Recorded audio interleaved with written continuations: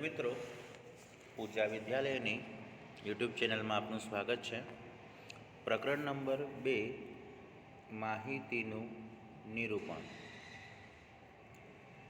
માહિતીનું નિરૂપણ જે છે એ આપેલી માહિતીને યોગ્ય રીતે ગોઠવતા આપણને શીખવાડશે, જેમાં વર્ગીકરણ કઈ રીતે કરવું, તેનો અર્થ, એની જરૂરિયાતો, વર્ગીકરણના પ્રકાર, જેમાં સંખ્યાત્મક માહિતીનું વર્ગીકરણ, અસતત વર્ગીકરણ, સતત આવૃત્તિનું વિતરણ, સંચય આવૃત્તિ વિતરણ, સતત આવૃત્તિ વિતરણના રચના માટેના મુદ્દા. એના બાદ ગુણાત્મક માહિતીનું વર્ગીકરણ. એના બે અલગ પ્રકાર છે: સાદું વર્ગીકરણ, બહુવિધ વર્ગીકરણ. એના પછી આવે છે કોષ્ટક રચના અને તેના પ્રકારો. એના માટેના માર્ગદર્શક નિયમો છે. અને એમાં જ આગળના ટોપિકમાં જોઈએ તો આંકડાશાસ્ત્રનું આકૃતિમાં મહત્ત્વ. બેટા, આંકડાશાસ્ત્રનું આકૃતિ સ્વરૂપે મહત્ત્વ. એમાં આકૃતિના પ્રકાર: એકમાપી આકૃતિ. એકમાપી આકૃતિમાં નામ અલગ અલગ છે: સ્તંભાકૃતિ, પાસપાસેની સ્તંભાકૃતિ, સાદુ વિભાજિત સ્તંભાકૃતિ, પાસપાસેની ટકાવારી વિભાજિત સ્તંભાકૃતિ. એના બાદનું નામ છે દ્વિમાપી આકૃતિ, જેમાં વર્તુળાકૃતિ અને વૃત્તાંશ આકૃતિ છે. એના બાદ ચિત્રાકૃતિ છે. આમ અલગ અલગ આકૃતિનો ઉપયોગ આપણે શીખવાનો છે. તો વાત કરીએ વર્ગીકરણની. વર્ગીકરણને મુખ્યત્વે બે રીતે થાય: સંખ્યાત્મક માહિતી અને ગુણાત્મક માહિતી. સંખ્યાત્મક માહિતી સંખ્યાત્મક ચલને આધારે મેળવેલી હોય છે, જ્યારે ગુણાત્મક માહિતી ગુણાત્મક ચલને આધારે મેળવેલી હોય છે. જેમાં તમારે સતત ચલ અને અસતત ચલ વિશે શીખવાનું છે. જે ચલ બે સીમા વચ્ચેની નિશ્ચિત ગણી શકાય તેટલી કિંમતો ધારણ કરી શકે તેમ હોય તેને અસતત ચલ કહે છે. જેમ કે કુટુંબ દીઠ બાળકોની સંખ્યા, માર્ગ પર થતા અકસ્માતની સંખ્યા વગેરે. તો જે કિંમતો નિશ્ચિત કિંમતો ધારણ કરે તે ચલને અસતત ચલ કહે છે.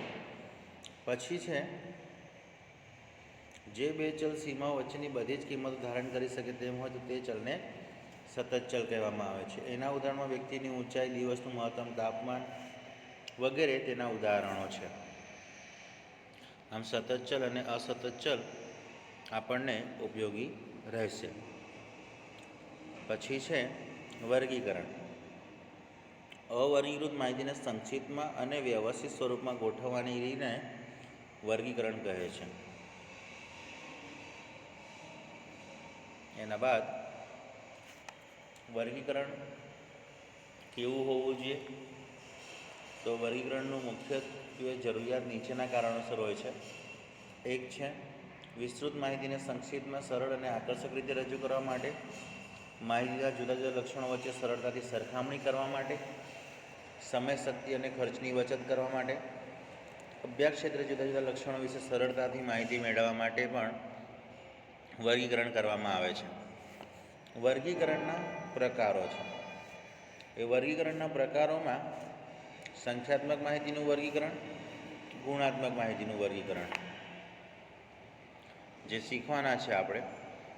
સંખ્યાત્મક માહિતીનું વર્ગીકરણ જે છે, જેને સંખ્યાત્મક ચલના બે પ્રકાર છે: અસતત ચલ અને સતત ચલ. એના બાદ આવૃત્તિ વિતરણ આપણે શીખવાના. અસતત આવૃત્તિ વિતરણ. અસતત ચલના વિવિધ શક્ય મૂલ્યોને અનુરૂપ આવૃત્તિના દર્શાવતા કોષ્ટકને અસતત આવૃત્તિ વિતરણ કહે છે, જેનું ઉદાહરણ તમને નીચે મુજબ આપેલું છે. આ અસતત આવૃત્તિ વિતરણના ઉદાહરણ છે તમારા માટે. એક્ઝામ્પલ 1 છે સતત આવૃત્તિ વિતરણ. આ સતત આવૃત્તિ વિતરણ જે છે એ નિશ્ચિત વર્ગ વચ્ચેની કિંમતો ધારણ કરી શકશે. બરાબર છે. એ વર્ગો વચ્ચેનું અંતર સમાન રીતે લેવામાં આવે છે. આગળ થિયરિકલ પોઈન્ટમાં આપણે સમજીએ તો આ સતત અસતત વર્ગીકૃત માહિતીને દર્શાવવાની મેથડ્સ છે. કોષ્ટક સ્વરૂપે દર્શાવી શકાય છે, વર્ગ અને વર્ગ લંબાઈ સ્વરૂપે. એના બાદ તમારે આવશે સંચય, આવૃત્તિ, વિતરણ. એની વ્યાખ્યા છે, ચલની જાણીતી કિંમત કે વર્ગની આવૃત્તિ તેની આગળની બધી જ કિંમતો કે વર્ગોની આવૃત્તિને સરવાળાને સંચય આવૃત્તિ કહે છે અને તેના વિતરણને સંચય આવૃત્તિ વિતરણ કહે છે. જેમાં થી ઓછા પ્રકારના સંચય આવૃત્તિ વિતરણ, થી વધુ પ્રકારના સંચય આવૃત્તિ વિતરણ તમારે શીખવાના આવે છે. એના પછી આગળ થી ઓછા અને થી વધુ સંચય આવૃત્તિ વિતરણનું આપણે ગણતરી જોયા બાદ આગળ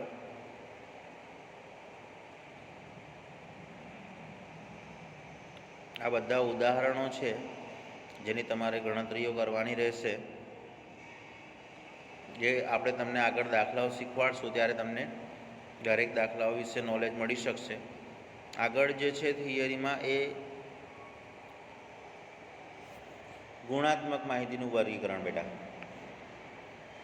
જે માહિતી ગુણધર્મ સ્વરૂપ હોય તેને ગુણાત્મક માહિતી કહેવાય. જેના વર્ગીકરણના બે પ્રકાર, સાદું વર્ગીકરણ અને બહુવિધ કોષ્ટક. સાદું વર્ગીકરણ જે છે, આ પ્રકારના વર્ગીકરણની રચનામાં માહિતીના એક જ ગુણધર્મને ધ્યાનમાં રાખવામાં આવે છે. દાખલા તરીકે કોઈ એક બેંકના કર્મચારીઓને તેમના હોદ્દા અનુસાર મેનેજર, ક્લાર્ક, પટ્ટાવાળા, સિક્યોરિટી વગેરેમાં વિભાજિત કરી શકાય છે, જે સાદું કોષ્ટક છે. જ્યારે બહુવિધ કોષ્ટક જે છે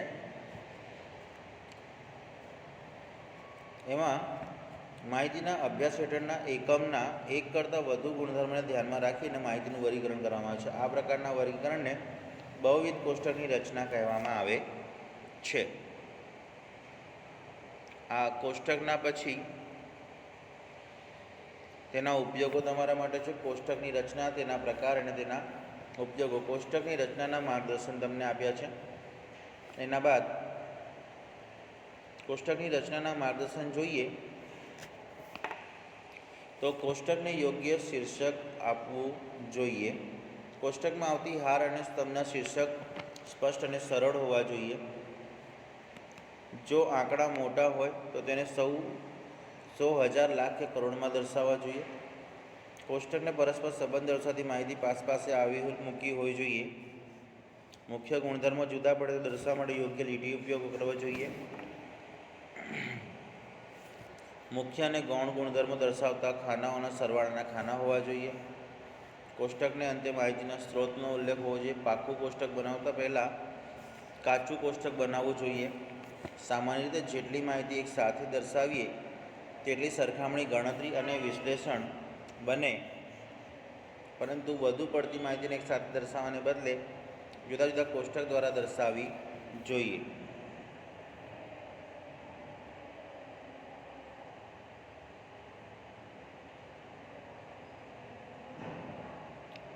આકૃતિઓ, ડાયાગ્રામ્સ જેમાં શીખવાના છે આપણે. આકૃતિ એટલે કે આલેખ આપણે અહીંયા શીખીશું.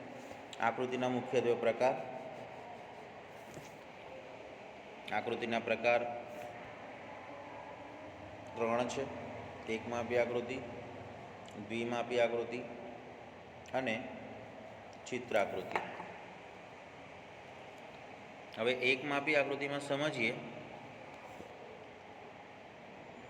જ્યારે આપેલી માહિતીનો કોઈ એક જ ગુણ લક્ષણ ધ્યાનમાં લઈને આકૃતિ દોરવામાં આવે છે ત્યારે તેને એકમાપી આકૃતિ કહે છે. એકમાપી આકૃતિમાં આપણે નીચેની 4 આકૃતિનો અભ્યાસ કરીશું.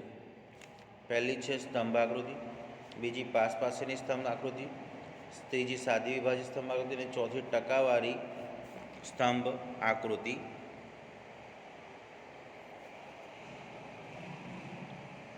જેને આપણે દાખલાઓમાં સમજી લઈશું.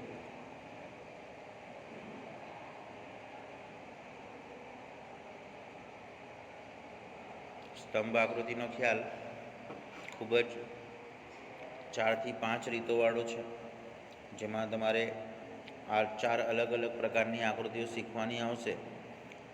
ટકાવારી વિભાજિત સ્તંભ આકૃતિ છે જે. એના પછી આગળની મેથડ જે આવે છે દ્વિમાપી આકૃતિ.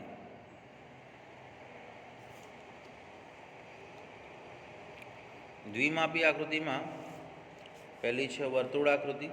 આંકડાકીય માહિતી ખૂબ જ મોટી હોય અને બે કે તેથી વધુ બાબતો માટે વસ્તુ, સ્થળ કે સમય અંગેની માહિતીને રજૂ કરવાની હોય ત્યારે આ આકૃતિનો ઉપયોગ કરવામાં આવે છે. વસ્તુના જથ્થાને વર્તુળના ક્ષેત્રફળ તરીકે દર્શાવવામાં આવે છે. વર્તુળના ક્ષેત્રફળનું સૂત્ર પાઈ સ્ક્વેર આપણે આગળ શીખી ગયેલા છીએ.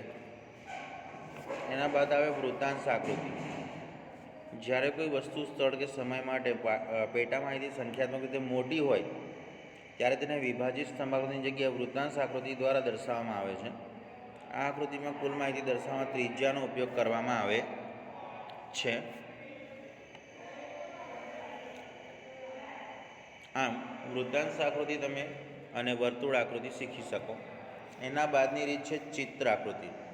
જે પ્રકારની માહિતી આપેલી હોય તે મુજબના ચિત્રો દ્વારા માહિતીની રજૂઆત કરવામાં આવે તો તેને ચિત્રાકૃતિ કહેવામાં આવે છે. દાખલા તરીકે જો વસ્તીને લગતી આંકડા આપેલ હોય તો માનવ ચિત્રોવાળી આકૃતિ દોરવામાં આવે છે. ચિત્રોની ચિત્રાકૃતિ લોકોનું ધ્યાન જલ્દી આકર્ષે છે તેમજ ઓછું ભણેલ વ્યક્તિ અને બાળકોને માહિતી સમજાવવા માટે આ રીત વધુ ઉપયોગી છે. વળી માહિતી ચિત્રો દ્વારા રજૂ થતી હોવાથી તેને ભાષાનો બાધ રહેતો નથી. કોઈ પણ ભાષા જાણકાર વ્યક્તિ અથવા ન ભાષા જાણે તો પણ આ રીતનો અભ્યાસ કરી શકે.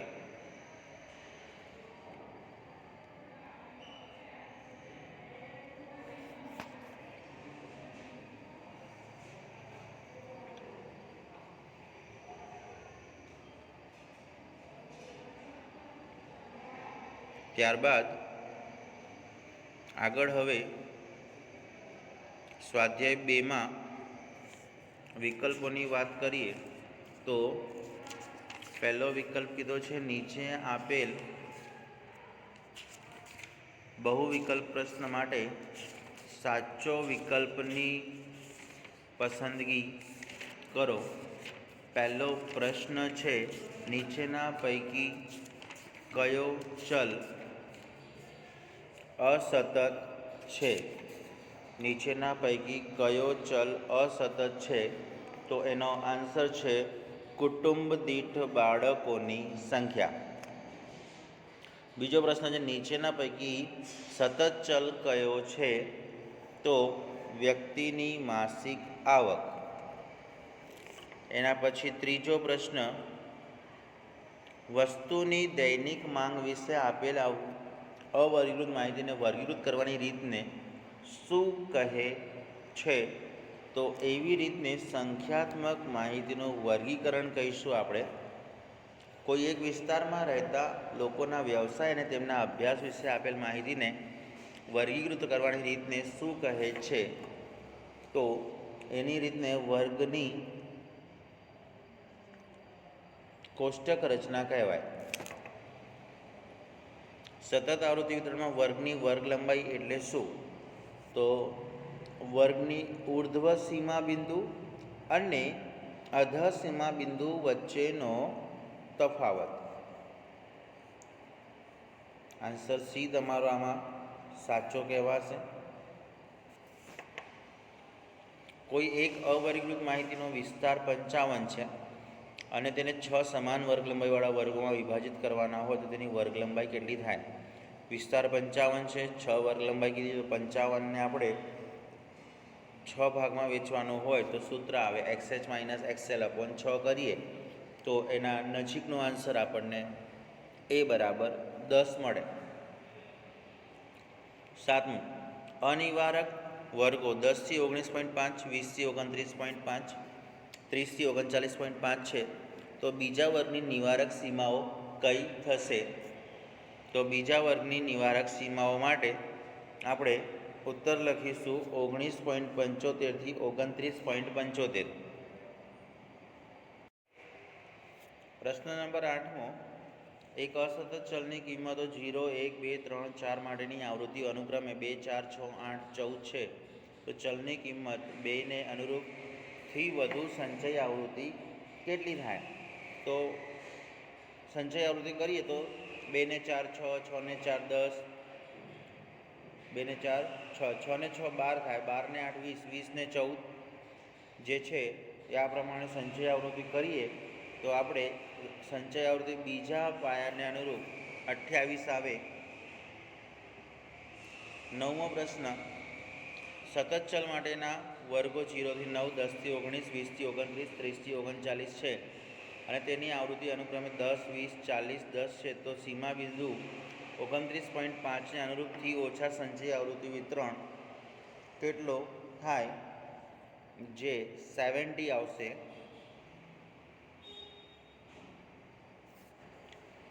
એક સતત માહિતી માટે વર્ગો 1 થી 1.95, 2 થી 2.95 રીતે આપેલા છે, તો અધર સીમા બિંદુ જે છે એ બીજા વર્ગ માટે કેટલી થાય, તો બીજા વર્ગ માટેની અધર સીમા બિંદુ 1.975 કહેવાશે. કરવાનું શું, 1.95 વત્તા 2 ભાગ્યા 2 કરશું એટલે 1.975 મળે.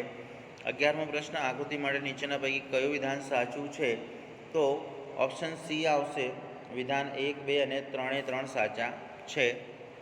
12મો પ્રશ્ન, એક સતત માહિતી માટેના વર્ગો 0 થી 99, 100 થી 199, 200 થી 299, 300 થી 399, તો બીજા વર્ગની મધ્ય કિંમત કેટલી, તો 100 વત્તા 199 ભાગ્યા 2 કરીએ એટલે 149.5 આવશે. 13મો પ્રશ્ન, કોઈ એક કંપનીમાં કામ કરતા કર્મચારીનો દરજ્જો જાતિ તેમના વૈવાહિક દરજ્જો દર્શાવતા કોષ્ટકને શું કહેવામાં આવે છે, તો એને જટિલ કોષ્ટક અથવા જટિલ વર્ગીકરણ કહીશું. 14મો પ્રશ્ન, વર્ગીકરણ માહિતીના પેટા માહિતીની રજૂઆત માટે કઈ આકૃતિ દોરવામાં આવે છે, તો વિભાજિત સ્તંભ આકૃતિ દોરાય છે. 15મો પ્રશ્ન, વર્ગીકૃત માહિતી અને પેટા માહિતીની સરખામણી માટે કઈ આકૃતિનો ઉપયોગ કરવામાં આવે છે, તો એના માટે આવશે વૃત્તાંશ આકૃતિ. આમ આગળ વ્યાખ્યાઓ જે છે એનો અભ્યાસ આગળ પ્રશ્ન ચલાયા એમાંથી કરી શકાશે. હવે આગળના વિડીયોમાં આપણે આ પ્રકરણના દાખલાઓનો અભ્યાસ કરીશું. પ્રકરણ નંબર 2 છે આપણું. આ પ્રકરણ નંબર 2ના જે દાખલાઓ છે એનો આપણે અભ્યાસ કરવાના છીએ. માટે આજે ચલાયેલા વિડીયોનો તમે સારી રીતે અભ્યાસ કરશો અને સમજી શકશો. કોઈપણ પ્રકારના પ્રશ્ન કે કોઈ બી તકલીફ હોય તો પૂજા વિદ્યાલયમાં આવીને મારો સંપર્ક કરી શકો છો. મારું નામ સુલભ સર છે. તમે તમારા કોઈપણ પ્રકારના સ્ટેટને લગતા પ્રશ્નો હોય જે પૂછી શકો છો અને યુટ્યુબ ચેનલનું માધ્યમથી તમે સારી રીતે અભ્યાસ કરી શકશો. પૂજા વિદ્યાલયના યુટ્યુબ ચેનલ પર તમે દરેક ધોરણના અને દરેક પ્રકરણના દરેક વિષયના સારામાં સારા શિક્ષકો દ્વારા તૈયાર કરેલા વિડીયોનો અભ્યાસ કરી શકશો.